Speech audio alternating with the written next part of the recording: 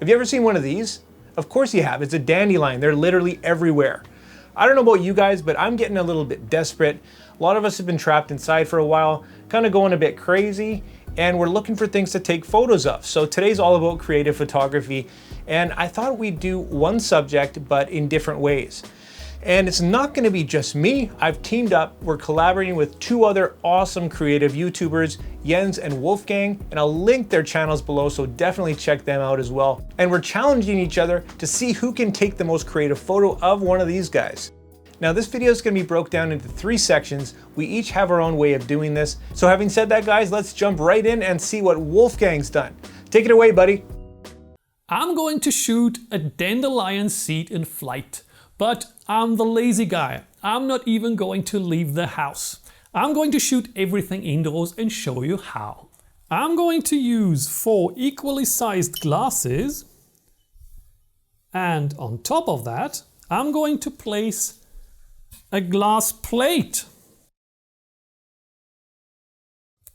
Make sure that glass plate is clean, otherwise you would have to do a lot of work in Photoshop, and I promise you, you don't want that.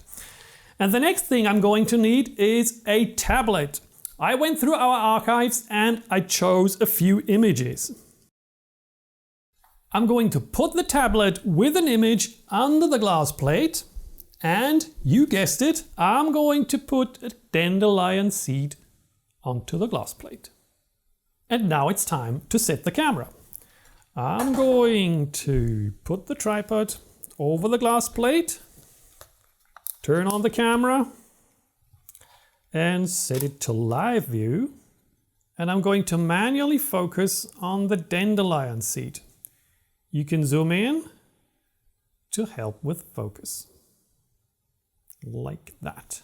Then I'm going to set the exposure.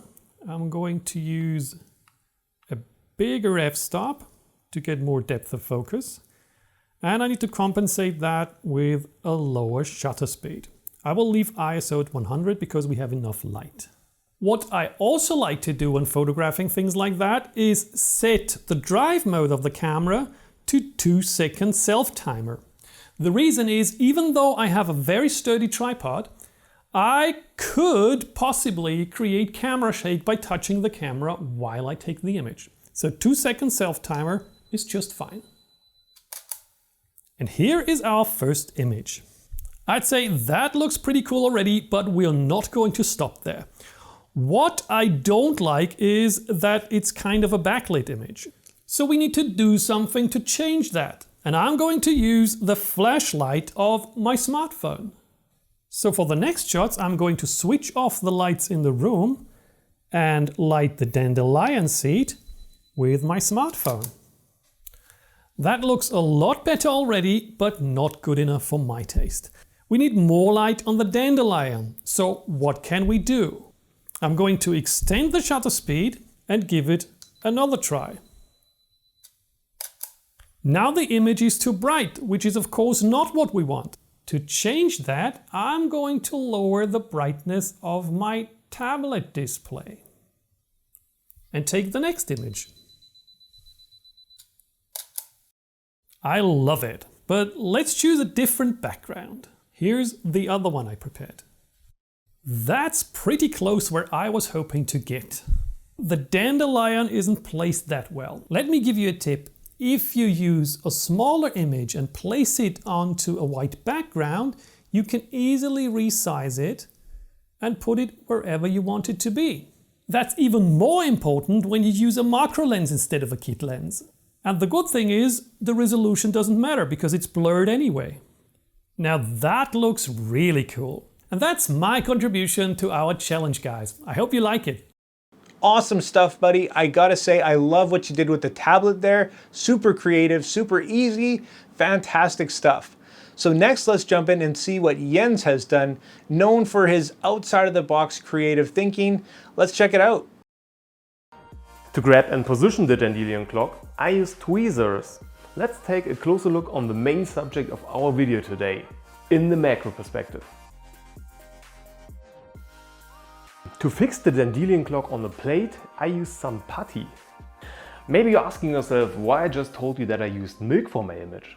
I was thinking of getting a creamy, dreamy, unrealistic looking background for the Dandelion clock. Perfect, let's do some tests. For my first image I used a flash diffuser and aperture of f9 ISO 100. But the good news is the best image I'm going to show you today in this video is taken without the flash diffuser. Actually, there's really no need to build a flash diffuser for the images I'm going to show you today. Pretty boring. But I must say, when I reviewed the images, it was probably kind of stupid because the contrast was very low. Let's change the setup a little bit. To make it a little bit more interesting, I decided to add some water droplets. Therefore I used a pump spray. And now I just had to adjust the focus again and change the aperture from 2.8 back to f9. Yeah, that looks much better. I think we're getting closer. But I think there's still a little bit room for improvement. So let's add a big water droplet with a needle.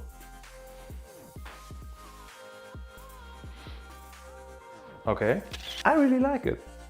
I give it a 7 out of 10, but just because I don't like the background. The background is still pretty boring, so let's change that. For the next image, we just need a bowl with water. Now it's getting pretty cool because I have lowered the distance between the Dandelion clock and the surface of the water. Now we're able to get a pretty cool reflection. And yeah, because of that, it is also pretty difficult to place a water droplet on the center of the Dandelion clock, but eventually it worked. This looks pretty interesting. Please tell me that you're also seeing a damselfly. That's so cool. But that's not the final image because we need to fix the background. We just lost that last drop because it got into touch with the surface. So I have to add another one. It's a try and error, so please be patient because it really will be worth it. But here the Dandelion clock becomes too wet and I had to replace it. Oh, by the way, I mentioned that I used putty to place the Dandelion clock in the water bowl. I'm not sure if you can see it here, but I've built a small tower out of putty and put the Dandelion clock on top, which worked pretty good. Okay, I've prepared a new one. Now I have to place it at almost the same position. Oh, now we have some nice reflections. Let's see if I can add a water drop here. Nice. And now we just have to fix the background. I have just put a lemon behind the water drop. Let's see what this looks like.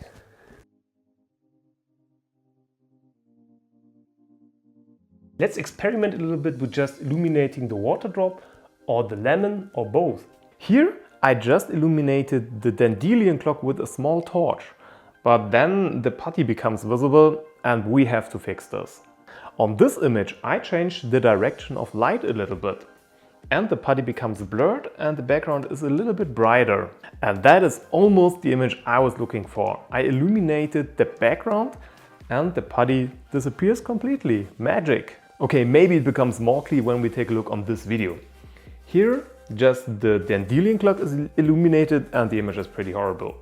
So we have to set the focus of our light to the background and just a little bit light on the Dandelion clock. Okay, now let's replace the lemon with an orange.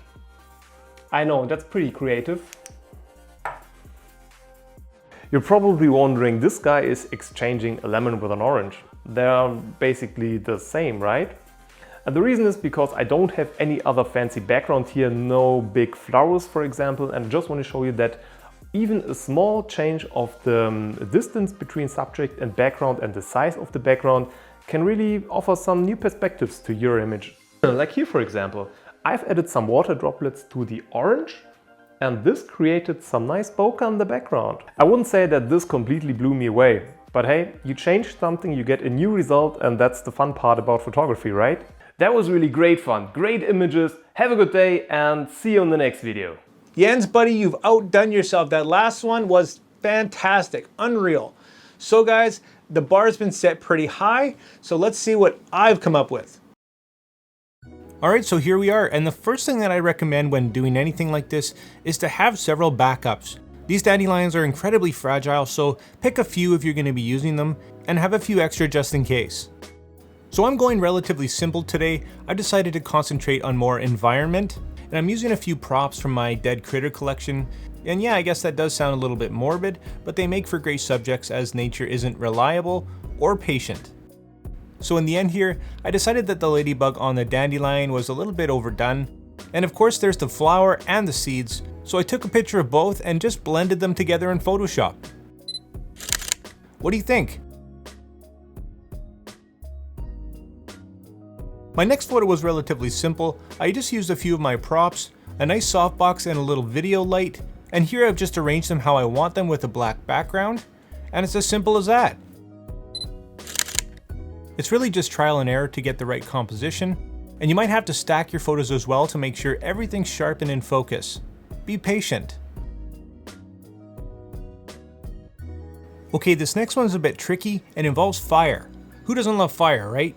I recommend you have several dandelions around because you're probably going to need a few tries. This one's all about timing. With your camera on a tripod, use manual focus to find your subject, set a timer with a low shutter speed, and it's just about capturing that perfect moment. It burns very quickly as you can see, and because it's a long exposure, you're probably going to have to edit some of the photo out. Here's the picture straight out of camera. And here's my final edit. And for my last photo, I decided to take a really close macro photo of a single dandelion seed. And just for fun and something different, I wanted to throw it into a composite. So I used an old picture of an eye that I took and combined the two. Here's the end result.